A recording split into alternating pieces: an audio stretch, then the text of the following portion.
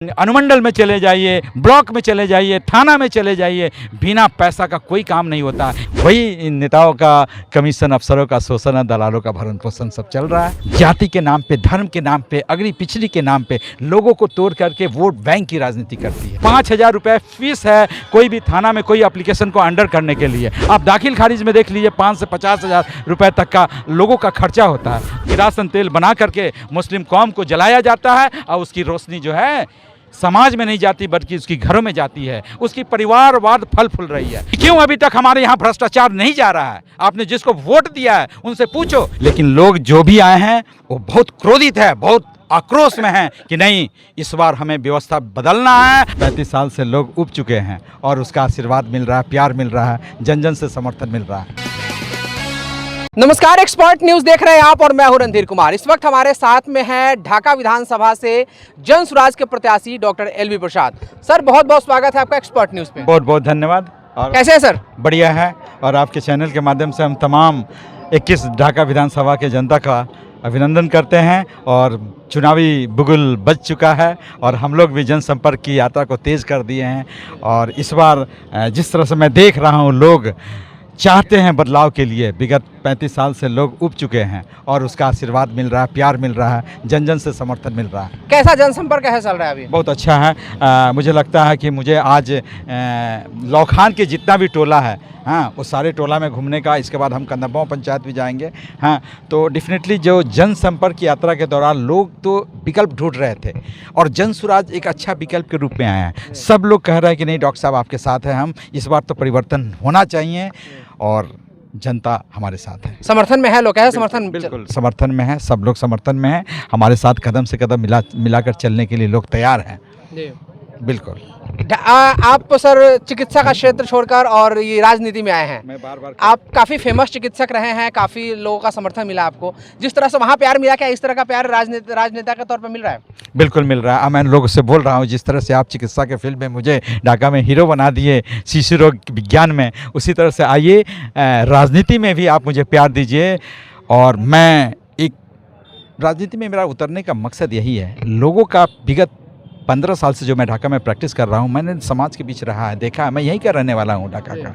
लोगों की समस्याएं का समान केवल अस्पतालों और दवाइयों तक सीमित नहीं है।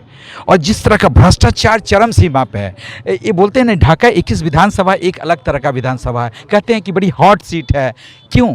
यहाँ के जो जनप्रतिनिधि है जाति के नाम पे, धर्म के नाम पे, अगड़ी पिछड़ी के नाम पे लोगों को तोड़ करके वोट बैंक की राजनीति करती है।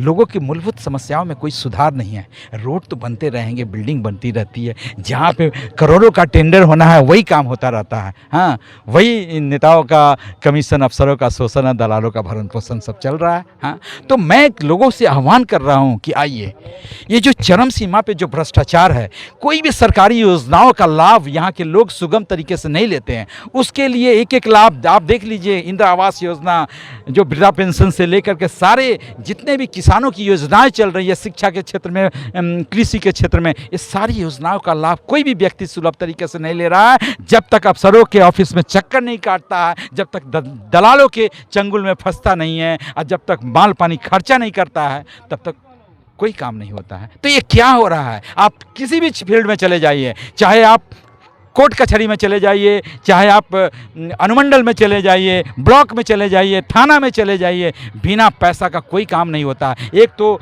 5,000 रुपये फीस है कोई भी थाना में कोई एप्लीकेशन को अंडर करने के लिए। आप दाखिल खारिज में देख लीजिए, 5 से 50,000 रुपये तक का लोगों का खर्चा होता है। तो ये क्या हो रहा है? ये तो भ्रष्टाचार एकदम चरम सीमा पे है। मुझे लगता है कि इस बार लोग उब चुके हैं। 35 सालों से लोगों ने जो राजनीति करी है बिहार में, राजद वालों ने, महागठबंधन और इधर भाजपा और एनडीए की सरकार ने जो की है ना, लोगों को वोट बैंक की राजनीति करी है। मूलभूत समस्याओं में कोई सुधार नहीं हुआ। नीति आयोग की रिपोर्ट बताती है ना कि अभी भी मुस्लिम वर्ग में भी मैं जा रहा हूँ, बता रहा हूँ कि मुस्लिम में केवल 7% ही बच्चे 12वीं क्लास पास हुए हैं। तो शिक्षा का स्तर उस कम्युनिटी में भी नहीं है। मैं उनको बता रहा हूँ, ये लालटेन वाले ने, राजद वाले ने केवल वोट बैंक की राजनीति करी है। आपकी समस्याओं में कोई सुधार नहीं है। मैं बार बार बोलता हूँ कि आपकी रोशनी, ये जो किरासन तेल बना करके मुस्लिम कौम को जलाया जाता है और उसकी रोशनी जो है समाज में नहीं जाती बल्कि उसकी घरों में जाती है। उसकी परिवारवाद फल फूल रही है। तो दोनों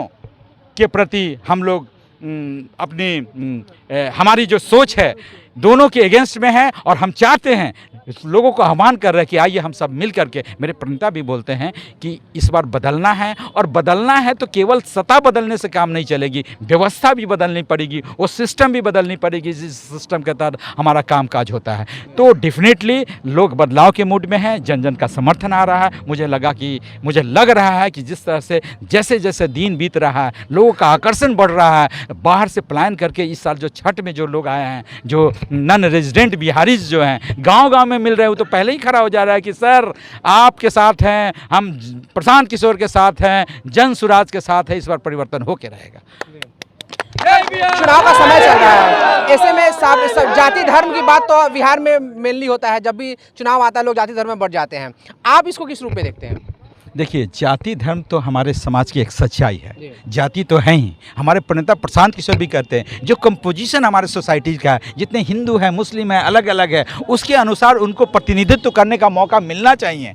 हमारी जन सुराज व्यवस्था ने ऐसी भी बोली है कि जिसकी जो कंपोजिशन है उसके अनुसार तो उसकी राजनीतिक भागीदारी होनी चाहिए। मुस्लिम कौम को हमने जो हमारे प्रणेता प्रशांत किशोर ने जो कमिटमेंट की है उसके अनुसार उन्होंने मुस्लिम समुदायों को भी टिकट दिया है, और मुस्लिम लोग से आह्वान कर रहा है कि आइए हम उन हिंदुओं के साथ मिले जो बापू के विचारधारा से प्रभावित है, जो बाबा साहब अम्बेडकर के विचारधारा से प्रभावित है। आइए हम सब मिल करके एक नए बिहार बनाते हैं। तो डेफिनेटली लोग चाह रहे हैं, और मुस्लिम समाज को मैं बता रहा हूँ, मैं बताने में सक्षम हो जाऊँगा तो डेफिनेटली बिहार की व्यवस्था बदल जाएगी। सर, आपके सामने जो भी टीम है, या तो एनडीए है या महागठबंधन है, वो उनके पास मतलब निचले स्तर तक मजबूत टीम है, आपकी पार्टी भी नहीं है और आप भी राजनीति के क्षेत्र में नए हैं। किस तरह का चैलेंजिंग हो रहा है ये सब करना? देखिए, चैलेंजिंग तो है। चैलेंजिंग ये है कि हम जो नए पार्टी हैं, नए लोगों के साथ जुड़े हुए हैं, राजनीतिक तजुर्बा एक्चुअली में जात धर्म के नाम पे लोग जो बांट करके राजनीति करते हैं, उस लोगों को समझा रहे हैं हम। अगर समझाने में हम सफल हो जाएंगे तो डेफिनेटली जन स्वराज की व्यवस्था आ जाएगी। वही हर्डल्स है, लोग को समझाने में समझ नहीं पाते। कभी कभी जाति और धर्म के नाम पे इतने विभाजित कर दिए हैं पहले के जनप्रतिनिधि ने कि उसको मैं समझाने की कोशिश कर, लोग समझ भी गए हैं। तो प्रॉब्लम कुछ नहीं है। जैसे जैसे समय बीत रहा है आप देख सकते हैं कि कैसे जन स्वराज का माहौल बनता जा रहा है, कितना आकर्षित होते जा रहे हैं लोग। मुझे लगता है कि बदलाव होना चाहिए इस वक्त। ढाका विधानसभा क्षेत्र में आपके समस्या, मूल समस्याएं क्या हैं? ढाका विधानसभा में बहुत समस्या है। मैं तो बार बार कर रहा हूँ, सारे चैनल पे बता रहा हूँ, कौन सा ऐसा सेक्टर नहीं है। हाँ, सारे हैं, लेकिन भ्रष्टाचार चरम सीमा पे है, स्वास्थ्य की सुविधा एकदम ख़त्म है। हाँ, और हमारे यहाँ जो शिक्षण संस्थानों में है वो कोई अच्छे बेहतरीन ढंग से शिक्षण संस्थान नहीं चल रहा है। हमारे यहाँ स्वास्थ्य के फील्ड में देखें तो ब्लड बैंक की ज़रूरी है, डिग्री कॉलेजेस, एजुकेशन के सेक्टर में देखें तो डिग्री कॉलेजेस की ज़रूरत। डिग्री कॉलेज हमारे यहाँ तो टेक्निकल इंस्टीट्यूट्स भी होनी चाहिए, पारा मेडिकल इंस्टीट्यूट्स होना चाहिए। हाँ, हम लोग एज ए डॉक्टर, हम लोग भी अस्पताल चलाते हैं, कैसे सफ़र करते हैं, कोई भी पारा medical staff, nurses, lab technician, optometrist कुछ नहीं मिलता है। क्यों? बिकॉज़ कि हमारे यहाँ भी, हमारे क्षेत्र में भी पैरामेडिकल इंस्टीट्यूट सब होना चाहिए गवर्नमेंट का। तो बहुत कमी रह गई है। आप केरल के राज्यों में चले जाइए, बेंगलोर, कर्नाटका में चले जाइए, हर एक 20, 25, 30 किलोमीटर के अंतराल पे कोई ना कोई टेक्निकल इंस्टीट्यूट्स मिलते रहेंगे। लेकिन हमारी बिहार की दुर्दशा है, इन लोगों ने बिहार को लूटा है। हाँ, यहाँ पे मूलभूत समस्या में कोई सुधार नहीं है। अगर ढाका की जनता आप पे विश्वास करती है, इस बार अगर आपको फतह मिलती है तो क्या प्राथमिकता रहेगी? प्राथमिकता के आधार पर कौन से 2-4 काम बताइए। देखिए, अगर जन स्वराज की व्यवस्था बिहार में आती है तो एज ए बिहार, हाँ, अगर हम राज्य स्तरीय लेवल पे देखें तो डेफिनेटली सबसे पहला प्राथमिकता है स्वास्थ्य, शिक्षण संस्थान बेहतर किए जाएंगे, पलायन को रोकने की सारी व्यवस्था होगी। हम लोकल समस्या की बात करेंगे तो स्वास्थ्य के क्षेत्र में ब्लड बैंक दोनों प्रखंड में एक एक होना चाहिए। एज ए डॉक्टर हम देखते हैं कि कैसे प्रसूति महिलाओं ब्लड की कमी के कारण दम तोड़ देती है, पोस्टमार्टम हेमरेज बोलते हैं, माताएं बहनें पीपीएच से कैसे मरती है। और इस ज़माने में ब्लड बैंक नहीं होना, जो इतने बड़े पॉपुलेशन को कैटर करती है, हमारा ढाका प्रखंड और घोड़ासान प्रखंड, इसमें एक ब्लड बैंक का नहीं होना, ये सवालिया निशान पैदा करता है हमारे स्वास्थ्य विभाग का। ये तो पहले से इतनी बड़ी अनुमंडल अस्पताल ढाका में बनी है, इतनी शानदार बिल्डिंग बनी है, वो बिल्डिंग किस लिए बनी है? करोड़ों की लागत से बनी है, लेकिन उसके अंदर में कोई वर्कफोर्स नहीं है, कोई काम करने का कल्चर नहीं है, डॉक्टर ऐसे ही नहीं है, कोई डॉक्टर और पैरामेडिकल स्टाफ का रेशियो नहीं है। ओपीडी चलाने के लिए इतनी बड़ी बिल्डिंग नहीं बनी है। ओपीडी तो एक कमरे में, हम लोग भी जिस समय नया रेफरल हॉस्पिटल ज्वाइन किए थे अनुमंडल अस्पताल, तो बाहर में पेड़ के नीचे टेबल कुर्सी लगा जाके ओपीडी चलाते थे, एक काउंटर था, दवा वितरण होता था। अरे इतनी बड़ी बिल्डिंग है, मूलभूत आईपीडी जो होना चाहिए, उस बिल्डिंग के अंदर में ऑपरेशन होना चाहिए। गायनी एंड ऑप्स, महिलाओं की सिंपल ऑपरेशन बोली जाती है, सिजेरियन प्रसूति की, वो ऑपरेशन तक नहीं होता है।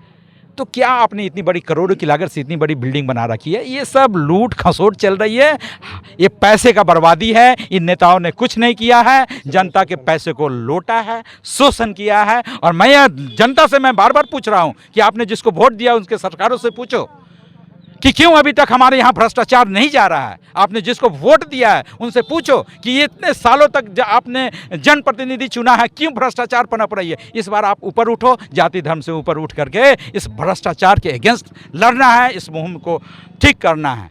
इसलिए जय बिहार। अपना सर कंपटीशन किनसे मान रहे हैं, किनसे टक्कर होने जा रही है? किसी से कंपटीशन नहीं है हमारी, न राजद वालों से है, न भाजपा वाले से है। हमारी एकदम से अलग सोच है, बिहार के बच्चों के लिए, बिहार के लोगों के लिए और युवाओं को हम ऐसा बिहार बनाना चाहते हैं जहां इन बुजुर्गों को सम्मान मिले, युवाओं को रोजगार मिले और महिलाओं को भी सम्मान मिले और स्वरोजगार मिले, किसान भी सशक्त हो। और किसान, हमारे तो प्रणेता बोलते हैं, आप तो देखा ना इस बार की किसानों की क्या दुर्दशा हुई है, यूरिया की कालाबाजारी। किसानों की सशक्तिकरण की बात करती है कौन? गवर्नमेंट नहीं करती है। किसानों के फेवर में कितनी बातें होती है। यूरिया की कालाबाजारी कैसे, कितने का 200 कितने का यूरिया आता था, वो कितने में 266 का यूरिया कितनी 700 800 1,000 800 में बिकी है। ये क्या है? हमारे मजदूर भाई बाहर जा रहे हैं पैसा कमाने के लिए, छठ में उनको घर आने के लिए सरकार वादा करती है कि 12,000 ट्रेन दी जाएगी। क्या ट्रेन दी गई है? कैसे लोग प्राइवेट व्यवस्था कर कर के आए हैं, प्राइवेट बसों में जहाँ की 640 रुपया की 700 रुपया भाड़ा होता है दिल्ली से यहाँ आने का, उन्होंने 3,500 4,000 इस छठ में लोग टिकट कटा कटा के घर आए हैं। आए हैं कि नहीं भाइयों, बताइए आप लोग। सारे लोग पैसे खर्च करके आए हैं। और मैं ये भी बता दूं आपको, लेकिन जिस रूट से आए हैं, यूपी के रूट से, हर एक जगह उनको परेशान किया गया। सरकारें जान रही थी कि छठ में जा रहा नन रेजिडेंट बिहारी जे घर पहुंचेगा तो एक बुलंदी की आवाज़ के साथ इन्होंने जन सुराज के साथ करेगा, जो प्लान के अगेंस्ट लड़ रहा है बिहार में प्रशांत किशोर। इसलिए उन्हें भी रास्ते में भी परेशान किया गया है, लोग को आने से रोका गया है। इस तरह के लोगों ने राजनीति की चाल चली है। लेकिन लोग जो भी आए हैं वो बहुत क्रोधित है, बहुत आक्रोश में है कि नहीं, इस बार हमें व्यवस्था बदलना है। और मैं छठ के बाद, दीपावली के बाद नहीं जाऊंगा, जब तक बिहार में इलेक्शन नहीं हो जाता है उसके बाद ही मैं फिर बाहर जाऊंगा। लेकिन मेरा कहना यही लोगों से है कि इस बार वोट दीजिए और बिहार में जन सुराज की व्यवस्था आती है तो आपको कहीं नहीं जाना है, सारी रोजी रोजगार बिहार में होगी। जय बिहार। एक्सपर्ट न्यूज़ के जो दर्शक आपके विधानसभा से आपको देख रहे हैं, क्या अपील करना चाहेंगे उनसे आप? नहीं, हम यही एक चीज़ सारी जगह यही बोल रहे हैं कि अब समय आ गया है। आपने जो चीज़ मांगा है सब मिल गया है। आपने लालू यादव के इनिशियल टेन्योर में आपने मांगा कि जातीय समीकरण एक समान हो, निचली जाति को ऊपर उठाया गया, ऊपरी जाति को नीचे, एक समान स्तर दिया है। उसी तरह से नीतीश कुमार के शुरुआती जो टेन्योर थी उसमें बिहार का जो जंगल राज था उससे थोड़ा उबारा गया, रोड बनी, बिल्डिंग बनी, लोगों का थोड़ा हो गया। अब तो अफसरों का शोषण, अफसरें हमारे जनता का शोषण कर रहे हैं, तो अब तो नीतीश गवर्नमेंट में भी बहुत दुर्दशा हो गया है। इसलिए मैं लोगों को बोल रहा हूं कि आप इस बार न सड़क के लिए वोट देना है, न बिजली के लिए वोट देना है, न 4 किलो अनाज के लिए देना है, न गैस सिलेंडर के लिए देना है, न 10,000 रुपया के लिए देना है। इस बार वोट दो तो अपने बच्चे का मुँह देख करके दो, बच्चों के शिक्षा और रोजगार के लिए दो, पलायन को रोकने के लिए दो। तो डॉक्टर एलवी प्रसाद थे ये, ढाका से विधानसभा प्रत्याशी के रूप में जन सुराज के प्रत्याशी हैं। अभी के फिलहाल इतना ही। आप बन रही हमारे साथ और देखते रहिए एक्सपर्ट न्यूज़, आपकी आवाज़। नमस्कार।